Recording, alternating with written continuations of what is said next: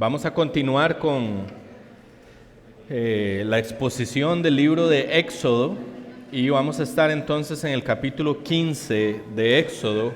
Vamos a estudiar los versículos que van del versículo 1 al 21. Éxodo capítulo 15, versículo 1 al 21. Voy a leer toda la porción y después vamos a hacer una oración y les voy a explicar cómo vamos a estudiar y cuál es el enfoque que le vamos a dar a esta porción del capítulo 15 del libro de Éxodo. Dice el versículo 1.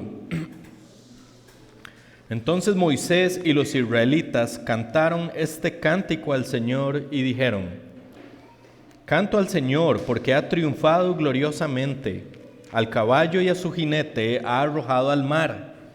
Mi fortaleza y mi canción es el Señor, y ha sido para mí salvación. Este es mi Dios y lo glorificaré, el Dios de mi Padre, y lo ensalzaré. El Señor es fuerte guerrero, el Señor es su nombre. Los carros de Faraón y su ejército arrojó al mar, y los mejores de sus oficiales se ahogaron en el mar Rojo. Los abismos los cubren, descendieron a las profundidades como una piedra. Tu diestra, oh Señor, es majestuosa en poder. Tu diestra, oh Señor, destroza al enemigo. En la grandeza de tu excelencia derribas a los que se levantan contra ti. Envías tu furor y los consumes como paja.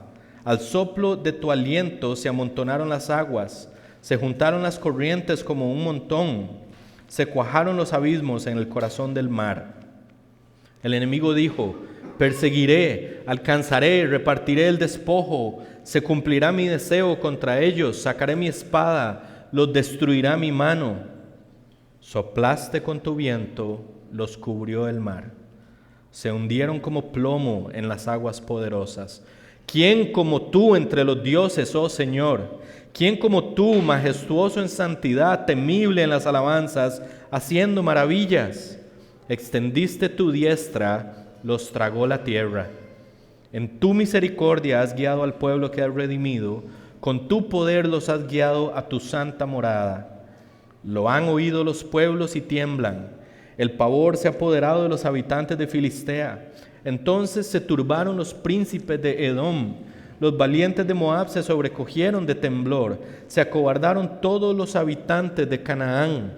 Terror y espanto cae sobre ellos. Por la grandeza de tu brazo quedan inmóviles como piedra, hasta que tu pueblo pasa, oh Señor, hasta que tu pueblo pasa, el que tú has comprado. Tú los traerás y los plantarás en el monte de tu heredad, el lugar que has hecho para tu morada, oh Señor, el santuario, oh Señor, que tus manos han establecido. El Señor reinará para siempre. Porque los caballos de Faraón con sus carros y sus jinetes entraron en el mar, y el Señor hizo volver sobre ellos las aguas del mar. Pero los israelitas anduvieron por en medio del mar sobre la tierra seca. Miriam, la profetisa, hermana de Aarón, tomó en su mano el pandero, y todas las mujeres salieron tras ella con panderos y danzas. Y Miriam les respondía: canten al Señor porque ha triunfado gloriosamente, al caballo y su jinete ha arrojado al mar. Señor Jesús, te damos las gracias por darnos esta bendición de estar en tu presencia, de poder conocer más de tu palabra, de poder tener la compañía de otros hermanos al lado de nosotros, Señor. Y te pedimos que tu Espíritu Santo nos bendiga, nos ilumine, nos guíe, nos dé un corazón humilde, manso, pero también un deseo profundo por vivir a la luz de tu palabra, Señor. Te damos las gracias por este tiempo y te pedimos, Señor, que sea para la gloria de tu nombre. En el nombre de tu Hijo Jesús. Amén.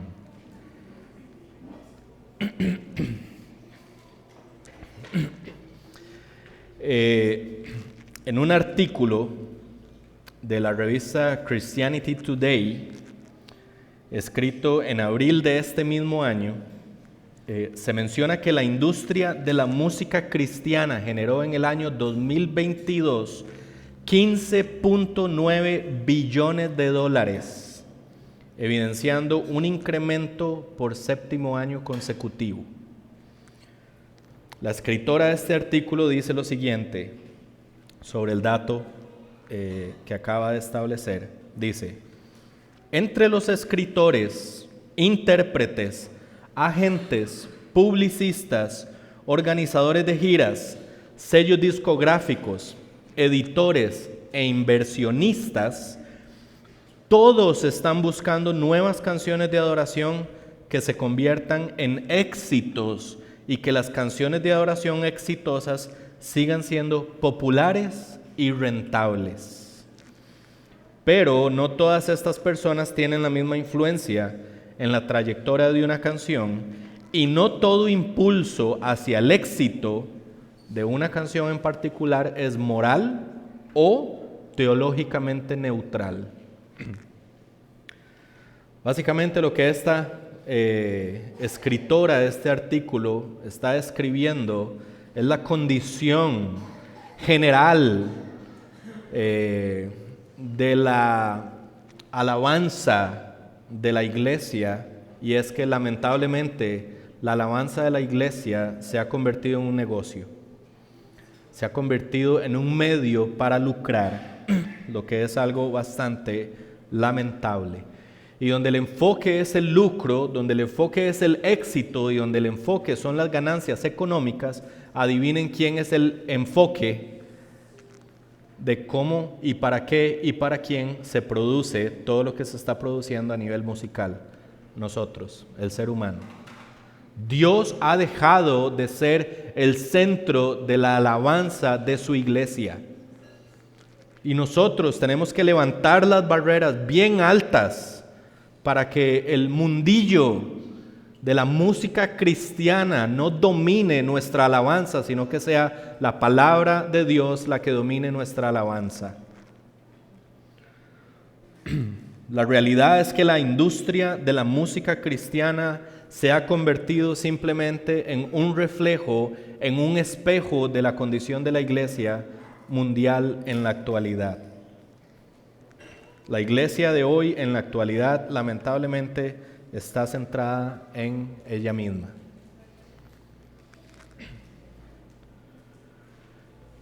Pero en medio de esta realidad lamentable, triste y dolorosa estamos nosotros, Iglesia La Gracia, en el 2023 en San Pedro de Montes de Oca. ¿Cómo respondemos nosotros ante la maquinaria abrumadora de musiquilla cristiana que se infiltra con todo el poderío para decir cuáles deben ser nuestras canciones y qué es lo que la iglesia debe de estar cantando? ¿Cómo respondemos a eso? ¿Cómo hacemos nosotros hoy para asegurarnos de que las alabanzas que cantamos domingo a domingo son gratas al Señor? ¿Cómo hacemos nosotros para determinar cuál debiera de ser el contenido de una alabanza congregacional? ¿O cómo determinamos nosotros cuál debiera de ser el contenido de nuestra alabanza personal en el hogar? ¿Cómo hacemos para cantarlas de una manera que sea grata al Señor? ¿Cómo las cantamos de una forma en la que el Señor se complazca? Gracias a Dios tenemos a la palabra, tenemos la escritura, lo que Dios ha revelado para su pueblo, y la escritura es suficiente porque en ella tenemos múltiples cantos, tenemos múltiples ejemplos, canciones que han sido escritas e inspiradas por el Espíritu Santo, de las cuales nosotros podemos y debemos aprender. Y uno de esos ejemplos preciosos es Éxodo capítulo 15. Éxodo capítulo 15 es un canto congregacional. Es un canto que nos da el modelo, nos da el ejemplo. No es el único. Ahora dije que hay muchas canciones en la Escritura, pero sí es bien claro en cuanto a los elementos que deben ser tomados en cuenta para que realmente nosotros podamos estar seguros de que estamos cantando una alabanza que es agradable al Señor. Y si nosotros pudiéramos sintetizar esta sección de Éxodo en una sola verdad, sería la siguiente: la alabanza de la iglesia debe ser una expresión reverente y gozosa hacia Dios sobre su carácter y sus obras. Voy a repetirlo: la alabanza de la iglesia debe ser una expresión reverente y gozosa hacia Dios sobre su carácter y sus obras. Y esto lo vamos a ver en 4 verdades que se pueden extraer del texto y que nos van a ayudar bastante a entender por qué es que nosotros alabamos como alabamos, domingo a domingo, pero también esto puede informarnos para que toda la congregación pueda estar alerta a qué es lo que estamos cantando congregacionalmente, pero también esto puede levantar el estándar de ustedes mismos en cuanto a, ¿y en la casa? ¿Cuáles canciones escucho? ¿Qué es realmente una canción o qué es realmente una alabanza? Porque no toda canción es una alabanza. Y por eso necesitamos conocer los elementos que Dios mismo ha inspirado por el Espíritu para poder estar atento a que nosotros alabemos al Señor en la forma en la que Él espera ser alabado. Entonces vamos a ver 4 verdades sobre este texto. Primero, la alabanza de la iglesia debe ser dirigida a Dios. Segundo, la alabanza de la iglesia debe ser acerca del carácter de Dios. Tercero, la alabanza de la iglesia debe ser acerca de las obras de Dios. Y cuarto, la alabanza de la iglesia se ejercita o se practica de manera reverente y gozosa. Entonces vayamos a la primera para que vayamos estudiando lo que este texto nos enseña, pero no lo vamos a hacer sección por sección porque en esta canción todo se traslapa. Entonces no hay forma como de ir dividiendo el pasaje, sino que hay que ir tomando ciertas referencias del pasaje, como por así decirlo, hacer un estudio sistemático dentro de la canción. Eso es lo que toca hacer. Entonces, vamos a esta primera verdad que dice que la alabanza de la iglesia debe ser dirigida al Señor. Vean el versículo 1 y el versículo 21. Gracias, Javi. Versículo 1 dice: entonces Moisés y los israelitas cantaron este cántico al Señor. Vean qué importante. Cantaron este cántico al Señor. Vamos al versículo 21. Y Miriam les respondía: canten al Señor, porque ha triunfado gloriosamente, al caballo y al jinete ha arrojado al mar. Uno podría fácilmente caer en el error de decir: obvio, la alabanza es para el Señor. Y no lo es en todos los casos. Por eso es que nosotros tenemos que estar atentos. Es posible cantar sin alabar.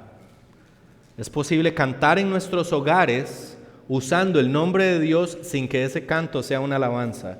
Y es posible cantar en la iglesia y usar el nombre de Dios sin que ese canto sea necesariamente una alabanza. Lo primero que nosotros tenemos que hacer en la alabanza es estar consciente de que esto es una dirección. Yo estoy cantándole a algo o a alguien. Y primero yo tengo que estar consciente en mi mente de lo que estoy haciendo, y es que me estoy dirigiendo al Señor. Déjenme darles un ejemplo. Durante el tiempo de alabanza que acabamos de tener, ¿estabas consciente de que estabas cantándole al Señor? ¿O simplemente estabas cantando? ¿Estás consciente? ¿O estás cantando pero tu mente está en otro lado? ¿Estás dejándote llevar por algo que está ocurriendo masivamente, por decirlo de alguna manera, pero tu mente está en el trabajo, en lo que vas a ir a almorzar, en lo que te pasó en la mañana, en un montón de cosas? ¿Dónde está tu mente? Porque podrías estar cantando sin estar alabando. Tu corazón no puede estar dividido de lo que estás cantando. Tu mente no puede estar dividida de lo que estás cantando. Puedes estar pasando la situación más difícil, pero aún así estar cantándole al Señor, en medio de la peor situación posible. Entonces, no todo canto es alabanza. Y eso se ve reflejado porque Dios nos dice que debemos de adorarle con toda nuestra mente, con todo nuestro corazón, con todas nuestras fuerzas. Se ve reflejado ese entendimiento en tu canto personal y sobre todo en tu canto congregacional, porque puedes estar cantando sin alabarle. Si tu mente y tu corazón no están orientados hacia Él y no están dirigidos hacia Él, no le estás alabando. Y eso es importante que lo tengamos en mente. Entonces es posible cantar sin alabar, pero también es posible cantar en función de nosotros, que es lo que hablamos de esta tendencia y este mundillo cristiano, esta maquinaria que hay detrás de lo que es la alabanza de la iglesia. Y pensémoslo de esta manera. Hoy nosotros fácilmente, sin ánimo a criticar, pero es una realidad de la iglesia, nosotros fácilmente podemos ver iglesias cuyos mensajes y prédicas están enfocados en el ser humano, ¿cierto? Es lo mismo con la música. Si una iglesia tiene el interés de ser antropocéntrica o estar centrada en el ser humano, y sus predicaciones son centradas en el ser humano, y sus actividades son centradas en el ser humano, y sus proyectos son centrados en el ser humano, ¿cómo esperaríamos que sea la alabanza de una iglesia así? Centrada en el ser humano. Sería muy raro que todo sea centrado en el ser humano y que milagrosamente la alabanza es centrada en el Señor.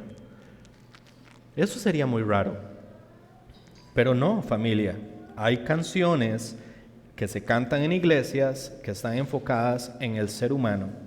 Y es posible, como les dije ahora, que haya canciones que mencionan el nombre de Dios sin que necesariamente estén centradas en Dios. Y por eso es que nosotros tenemos que ser cuidadosos. Quiero darles 3 ejemplos. Y de estos 3 ejemplos, yo quiero que ustedes entiendan que yo no tengo el ánimo de criticar, no tengo el ánimo de hablar de si son o no son verdaderos creyentes, no tengo el ánimo de decir cuál es el corazón que hay detrás de estas canciones y por qué y para qué las escribieron los compositores. Ese no es mi interés. Lo que pasa es que son canciones que se graban y el contenido es público. Entonces yo lo que estoy juzgando es el contenido, porque es importante que nosotros juzguemos el contenido, al igual que juzgamos el contenido de una predicación. ¿Okay? Vean 3 ejemplos de cómo hay canciones que mencionan a Dios, pero en realidad no están enfocadas en Dios. Un ejemplo es una canción que se llama Arrebato, de Nancy Amancio. Yo no sé si ustedes saben, pero uno pone una estación cristiana y la pasan varias veces durante el día. Pero vean lo que dice la canción. Por eso es que nosotros tenemos que estar atentos. Vean lo que dice la canción. Hoy me apodero de lo que a mí me pertenece. Lo que me has quitado me lo devolverás con creces. Porque Dios me hizo tu hija y con los hijos de Dios nadie se mete. Yo te arrebato mi familia, yo te arrebato mi salud, yo te arrebato los tesoros del cielo que pertenecen a mi casa. Déjenme hacerles una pregunta. En un par de versos ha dicho yo te arrebato como 5 veces. ¿A quién le está arrebatando? Entonces, ¿a quién está dirigida la canción? A Satanás.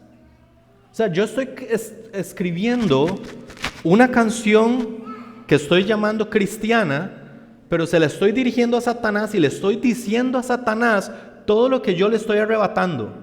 Primero, hay errores doctrinales serios en la canción. Y yo no me estoy refiriendo a los errores doctrinales, simplemente me estoy refiriendo a quién le está cantando. Le está cantando a Satanás. Y esto es parte de ese mundillo cristiano, porque suena muy bonito decirle a la gente, uy, yo le puedo arrebatar a Satanás cosas. Vean lo que dice.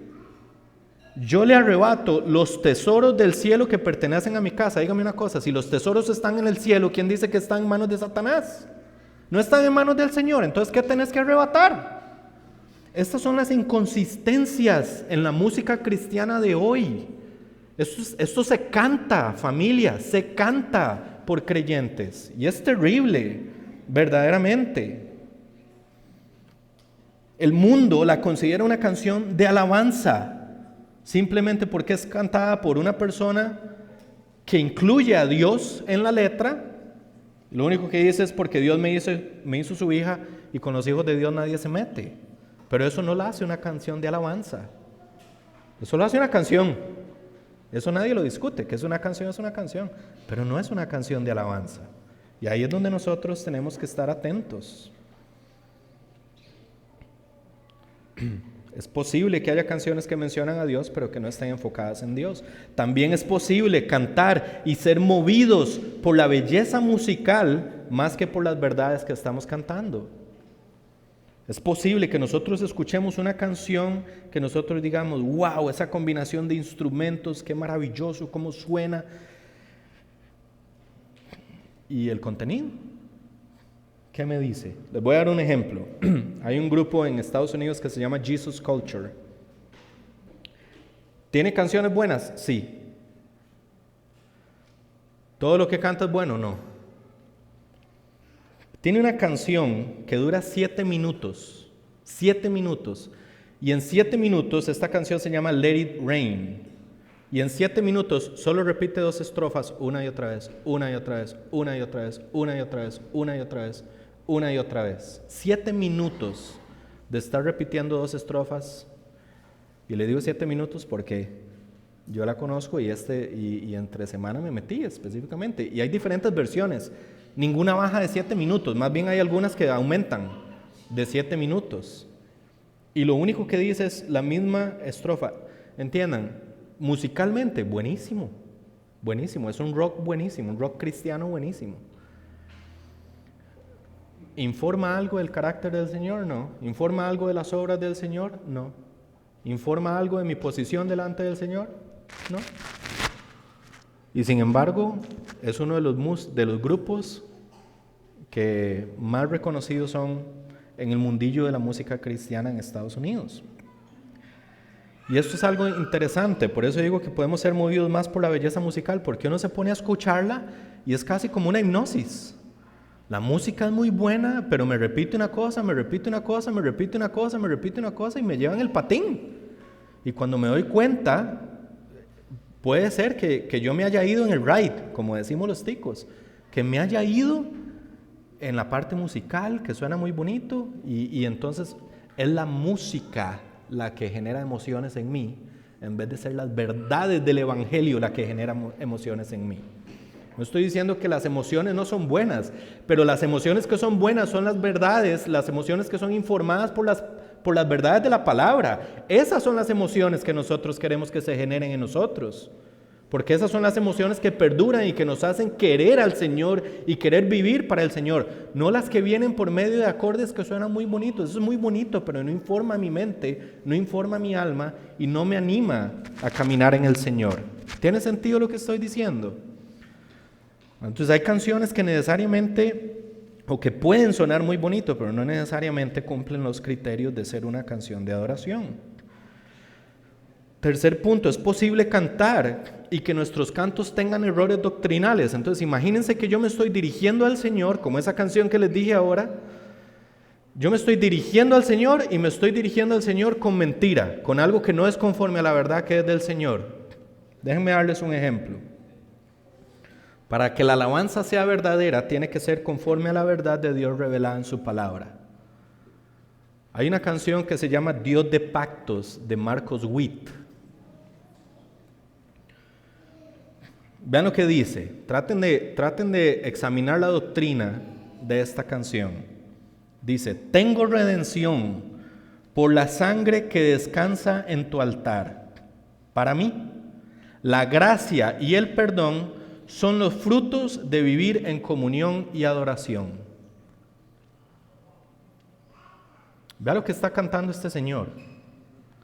Le está cantando al Señor y le está diciendo: la gracia y el perdón son los frutos de vivir en comunión y adoración. ¿Qué viene primero?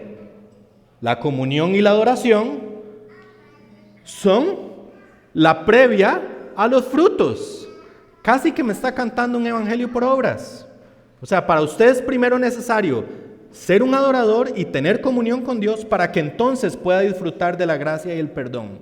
Cuando el Evangelio de Jesucristo es, primero viene la gracia, primero viene el perdón y después usted se vuelve un adorador y se vuelve una persona que tiene comunión con el Señor. ¿Me explico? Es un error doctrinal grave. Ahora, quiero decirles algo. Nosotros podríamos decir, porque en la música esto pasa, en la música la gente puede decir, bueno, pero es que eso no es lo que él quiere decir. Porque musicalmente hablando, como muchas veces se puede utilizar poesía o hay elementos del lenguaje que se pueden incluir, tal vez él no lo está queriendo decir de esa manera. Con mucho respeto les voy a decir, yo no estoy juzgando lo que él quiso decir, yo estoy juzgando lo que se produjo. Y lo que se produjo y está escrito es un grave error doctrinal. Y tenemos que estar atentos a qué estamos cantando. Imagínense que nosotros le estemos dando gracias a Dios por la salvación por obras. ¿Cómo recibe el Señor esa alabanza? ¿Qué diferencia hay en que yo le cante al Señor por un evangelio de las obras versus un evangelio de la gracia? ¿En qué se va a complacer Él? ¿Cuál alabanza va a recibir? ¿Qué va a ser grato para el Señor? No toda canción que hable del Señor es una canción del Señor, y para que sea una alabanza verdadera tiene que ser conforme a la palabra del Señor. Esos son solo 3 ejemplos, y recientemente en esta semana justamente vi un artículo de 100 canciones de Jesús Adrián Romero, de Juan Luis Guerra, de Marco Duit, de Marco Sanmiel, de En Espíritu y en Verdad, y me puse a analizar, y hay un montón de errores en las canciones que se escriben hoy en día. Por eso es importante la teología detrás de las canciones. Porque necesitamos asegurarnos de que nuestra mente, nuestro corazón, pero también el contenido de las canciones estén orientadas al Señor en conformidad con la verdad que Él mismo ha revelado en su palabra. ¿Está claro ese primer punto? Entonces tenemos que asegurarnos de que nos estamos dirigiendo a Dios, mente, corazón, contenido y conforme a la verdad. Eso tiene que estar, son elementos vitales para que haya una verdadera adoración. La segunda verdad es que la alabanza de la iglesia debe de ser acerca del carácter de Dios, y es una continuación. Aquí estamos ya pasando no a quién nos dirigimos, sino al contenido de lo que estamos cantando. Y como les dije, aquí hay verdades que se traslapan, pero claramente vemos en este canto de Moisés una exposición de los atributos del Señor. Es claro, es evidente. Primero nos menciona Dios eterno. Ahora, si ustedes buscan la palabra eterno, no va a estar ahí, pero en las versiones en español, en al menos 10 ocasiones, se menciona en el canto la palabra Señor. Bueno, en el original esa palabra Señor es Yahweh. Y lo que ese nombre comunica es eternidad. Lo que ese nombre comunica es la superioridad de Dios. Entonces, ahí hay un primer elemento. Él no tiene fin, no tiene principio. Él es eterno. Es el nombre que Dios reveló en la zarza. Entonces, ¿qué está haciendo Moisés? Al cantar, él está diciendo, este Dios que se nos ha revelado sin merecerlo, el Dios que se nos apareció en el desierto y que determinó intervenir en la historia de la humanidad para liberarnos como pueblo de la esclavitud en Egipto, ese mismo Dios es el Dios que le cantamos, porque ese mismo Dios es el Dios que nos ha salvado. Él quiere dejar claro quién es Dios y cuál es el Dios al que le está cantando. No quiere que haya ambigüedades en cuanto a cuál Dios le está cantando. Es el Dios creador, es el Dios de Abraham, es el Dios de la zarza, es el Dios que nos ha salvado, es el Padre de Jesucristo, es Cristo mismo, en la segunda persona de la Trinidad, es el que venció a la muerte, el que resucitó de los muertos, el que ha ascendido a la derecha del Padre, el que viene por su iglesia. Ese es el Dios al que nosotros cantamos en Iglesia La Gracia. Y tiene que estar clarísimo. Vean lo que dice el versículo 3, el Señor es su nombre. En el texto original, en el idioma original más bien dice, Yahweh es su nombre. Hay una identificación clara, no hay ambigüedades en cuanto a quién le estamos cantando.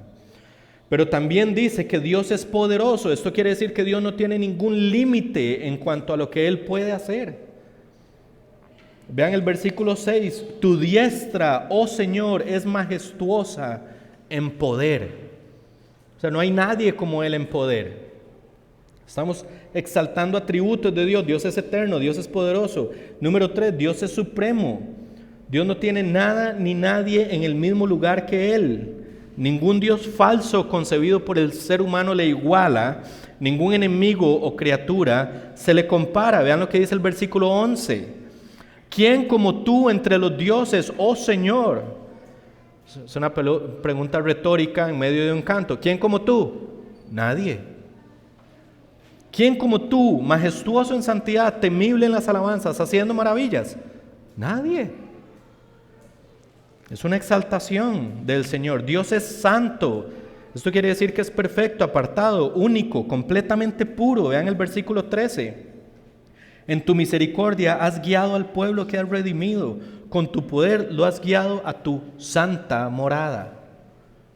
Estamos exaltando los atributos del Señor. Y ojo, hemos mencionado 4 que se mencionan de manera explícita. No son todos los que se mencionan en la sección, pero también hay otros que están de manera implícita, como que es un Dios amoroso, como que es un Dios justo, como que es un Dios misericordioso, como que es un Dios salvador, como que es un Dios redentor.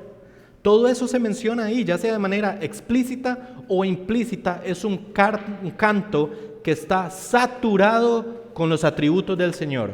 Está saturado con el carácter del Señor, porque de alguna manera nosotros podríamos decir, yo estoy convencido de que los cantos tienen también un propósito didáctico. Tienen el propósito de enseñarle a la congregación verdades bíblicas por medio de los cantos.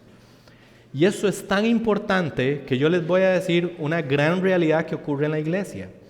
El cerebro humano, según estudios que se han hecho, no tiene la capacidad de recordar más que un 10% de una exposición.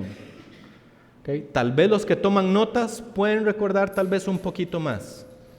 Pero ustedes salen de una prédica, si no tomaron notas, si no la repasan, posiblemente un 10% de la prédica van a retener, siendo generoso. Eso me pasa a mí, no estoy diciendo que es solo ustedes, eso me pasa a mí también en las prédicas, es la capacidad que nosotros tenemos en el ser humano. Pero yo les voy a decir algo, usted podría salir de aquí sin recordar lo que se predicó. Ahora, la prédica es la parte más importante del servicio, pero digamos que usted no se acuerda nada, pero usted sale de aquí muchas veces cantando las canciones que cantamos, ¿cierto? ¿Qué impacto tiene el que usted salga de aquí cantando verdades bíblicas para su alma versus cantar cosas que no me enseñaron nada sobre el Señor? ¿Qué impacto tiene en nuestra alma? Son dos impactos totalmente distintos y diametralmente opuestos. Tenemos que cantar sobre el Señor. Ese elemento es claro en el canto de Éxodo, en el canto de Moisés, se enfoca en el carácter de Dios, porque nosotros alabamos a Dios por quien Él es. Alabamos a Dios por quien Él es. Alabamos sus obras, como vamos a ver en el punto a continuación, pero sus obras son el resultado de su ser. Dios no va a hacer nada que no sea conforme a su carácter.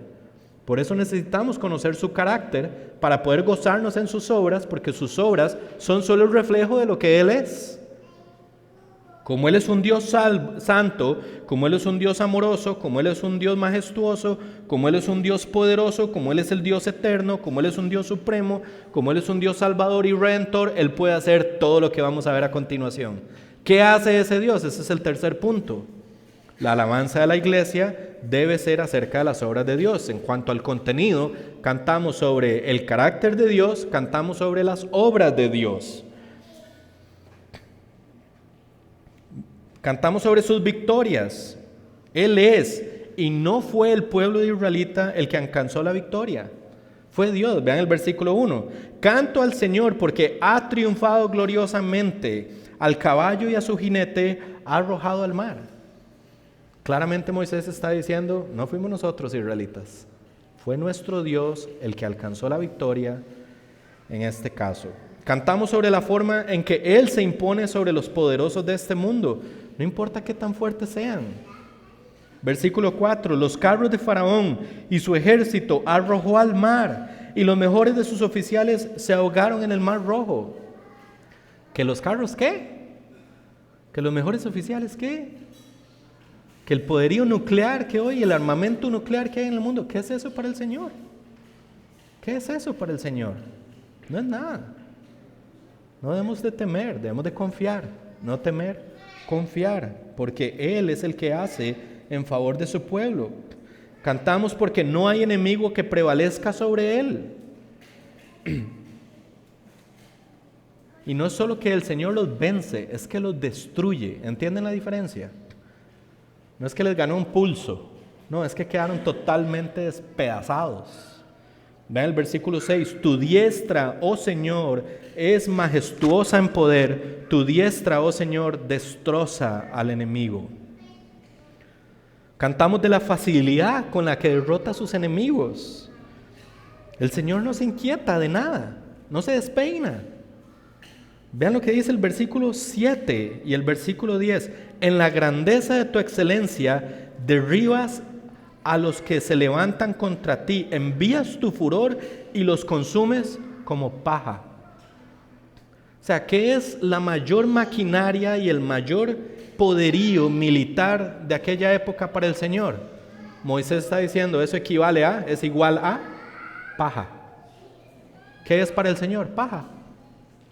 Es paja. Vean lo que dice el versículo 10. Soplaste con tu viento, los cubrió el mar, se hundieron como plomo en las aguas poderosas. ¿Saben cuál es la imagen que Moisés nos está dando de este versículo 10? Mientras Egipto venía a arrasar a los israelitas con todo su poder militar, Dios desde su trono hizo, sopló, y el mar y el viento se encargaron de destruir a todo ese poderío militar. ¿Entienden todo lo que le tomó a Dios? Y ya. Esa es la imagen que nos está queriendo comunicar Moisés. Y esa es la realidad. Es que no es mentira.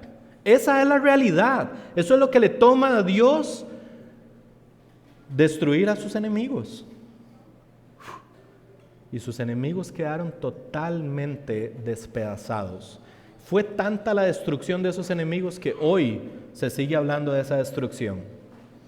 A ese nivel de destrucción puede llegar el poder del Señor. Pero también cantamos sobre su fidelidad y cuidado hacia su pueblo, porque el Señor ha prometido y el Señor cumple lo que promete. Él prometió sacarlo de un lugar y llevarlo a otro lugar. Vean el versículo 17. Tú los traerás y los plantarás en el monte de tu heredad, el lugar que has hecho para tu morada, oh Señor, el santuario, oh Señor, que tus manos han establecido. Moisés está cantando sobre la fidelidad. Dios, dijiste esto y esto es lo que estás haciendo. Dios, dijiste esto y nada de lo que has dicho ha quedado en el olvido. Todo, absolutamente todo lo que has dicho se ha ido cumpliendo en el momento en que tú has querido que se cumpla. Es claro que un segundo elemento salta a la luz, es que el canto es sobre las obras del Señor. El contenido debe estar saturado del carácter de Dios y de las obras de Dios. Porque alabamos a Dios no solo por lo que Él es, también alabamos a Dios por lo que Él hace. Y esto nos lleva al cuarto punto. Ok, ya sabemos que debemos de dirigirnos al Señor, sabemos cuál debe ser el contenido de las canciones, ok, pero ¿y la forma en la que cantamos? La manera en la que nosotros cantamos, ¿qué podemos aprender de eso? ¿Cómo debe ser nuestro canto? Ven el versículo 20. Miriam, la profetisa, hermana de Aarón, tomó en su mano el pandero, y todas las mujeres salieron tras ellas con panderos y danzas. Esto es un ejemplo, esto no es normativo. No quiere decir que entonces, como habían danzas y panderos, tengamos que tener panderos y danza en la iglesia. Yo sé que aquí hay un hermano que le encantaría.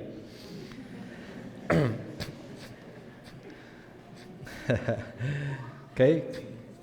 Pero los panderos y la danza son un reflejo de un gozo profundo por ser y entenderse a ellos mismos como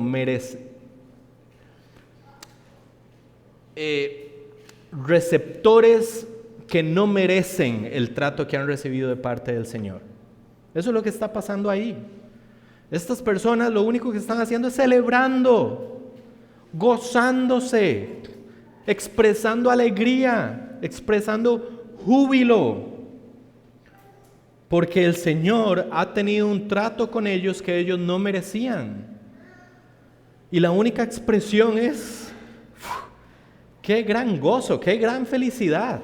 Es un gozo que consume desde lo interno hacia afuera la realidad del ser humano.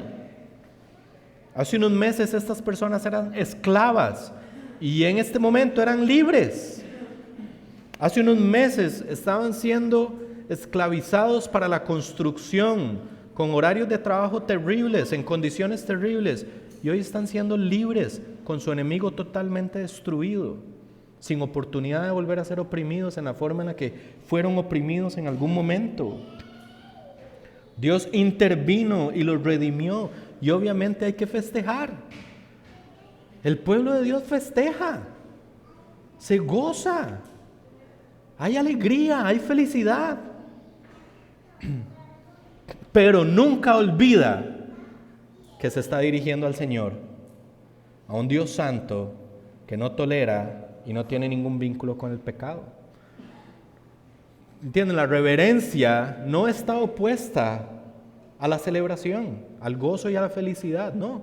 Se ven cara a cara y se unen, se toman de la mano y conviven en medio de su pueblo.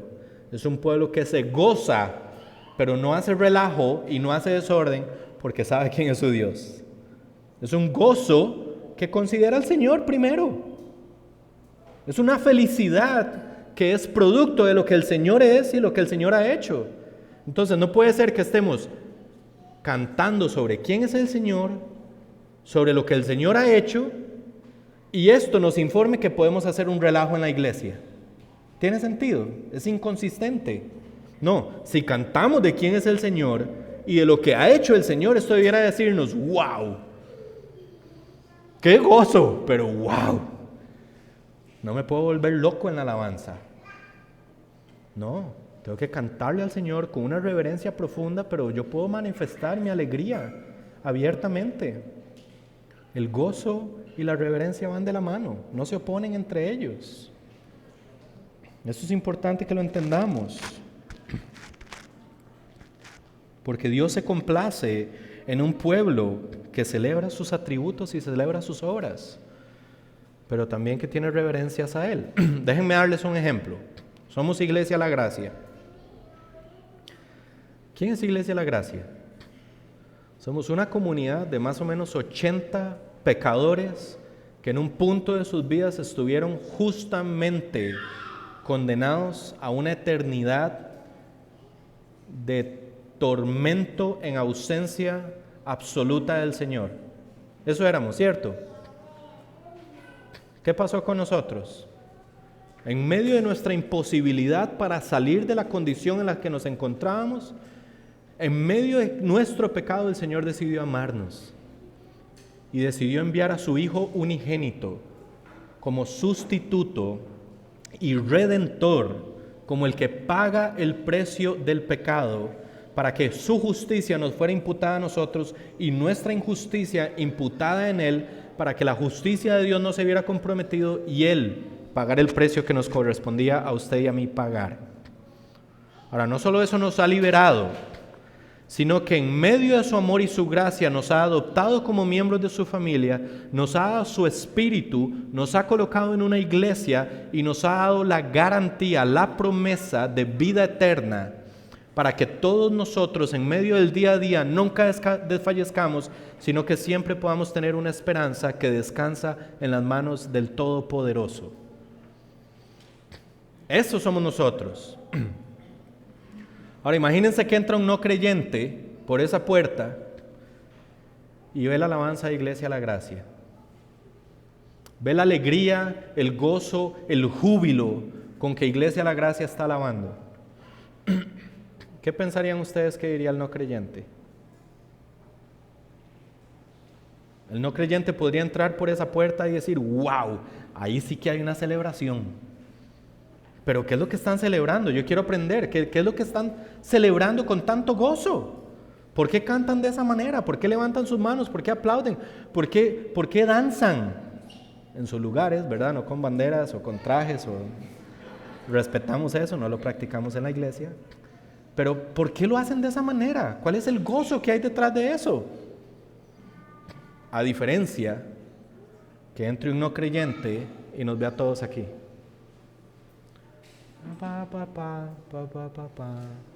O eran unos aquí, ¿verdad? Como en otras. Un no creyente podría decir, eso no es una celebración. Definitivamente eso no es una celebración. Eso se parece más a un funeral. ¿En serio? ¿Cierto? Eso se parece más a un funeral. ¿Qué dirían de nosotros como iglesia? ¿Estás expresando ese gozo, ese júbilo, esa felicidad por lo que eras y lo que sos hoy? ¿Lo haces de manera reverente? Esa es la iglesia que el Señor quiere. El Señor quiere ver una iglesia gozosa. ¿O no es maravilloso el Señor para ser adorado por su pueblo? ¿No es maravilloso que el Señor haya derrotado el pecado, a Satanás y a la muerte y nos haya dado seguridad de vida eterna en su presencia? ¿No es maravilloso? Si Israel está cantando de esa salvación terrenal, ¿cuánto más nosotros deberíamos de cantar sobre nuestra salvación espiritual? ¿Cuánto más gozo debería mostrar la iglesia en cada canto, en cada estrofa que está cargada de verdades relacionadas con el carácter de Dios y con sus obras?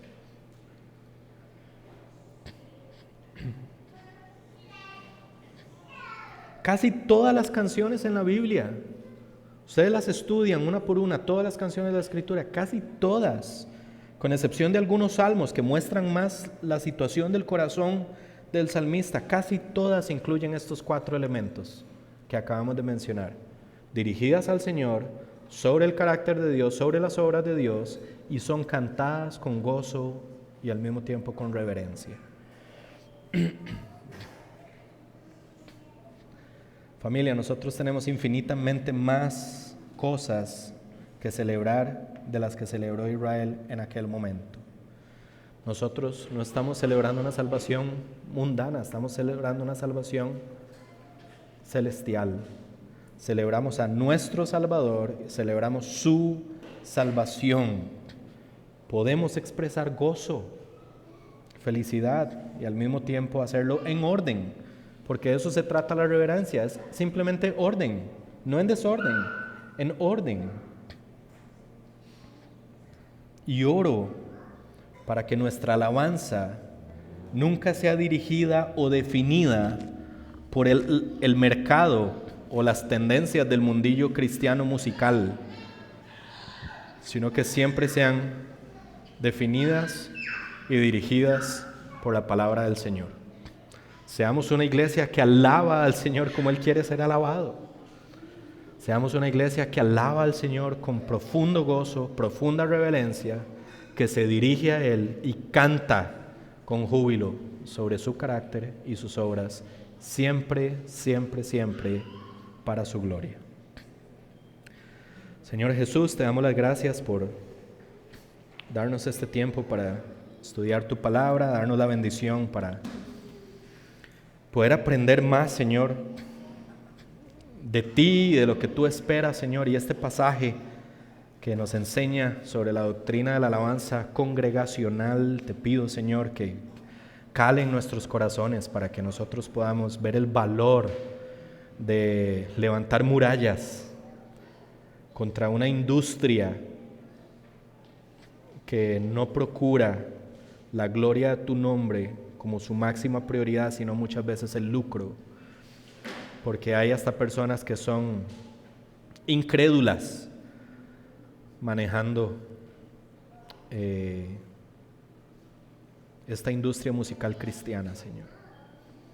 solo por el beneficio económico que de ella se puede obtener. Protege a tu iglesia de esto, Señor. No consideramos ser mejores que ninguna otra iglesia. Consideramos que nos has dado gracia y en esa gracia nos gozamos, pero ayúdanos a manejarlo también con humildad y con temor de ti, Señor. Humildad para siempre depender de ti, de tu palabra. Temor para siempre estar orientados en ti y en tu palabra, Señor. Y que tu gracia, tu misericordia y tu amor protejan esta iglesia, Señor, de cualquier influencia que no sea la Escritura, Señor. Ayúdanos, Señor, en el próximo canto, antes de irnos a casa, pensar en a quién nos estamos dirigiendo, pensar en lo que estamos cantando, y que sean esas verdades las que generen esas emociones, las que informen nuestras emociones, para que en nosotros exista, Señor, ese deseo de vivir para tu gloria en función de quién eres y lo que has hecho por nosotros, Señor. Que esas verdades que cantamos simplemente sean un recordatorio de cuánta fidelidad, cuánto amor y cuánta gracia has tenido, tienes y seguirás teniendo hasta que lleguemos a casa, Señor. Te pedimos que bendigas esta iglesia y bendice, Señor, a todas las otras iglesias, Señor, y las que tal vez necesiten esa gracia para entender ciertas cosas que solo tú puedes proveer. Te pedimos también que lleves esa gracia a todas esas iglesias, Señor. Tú eres bueno, Señor. Bendice y cuida a tu iglesia. Te lo pedimos en el nombre de Jesucristo, nuestro Salvador. Amén.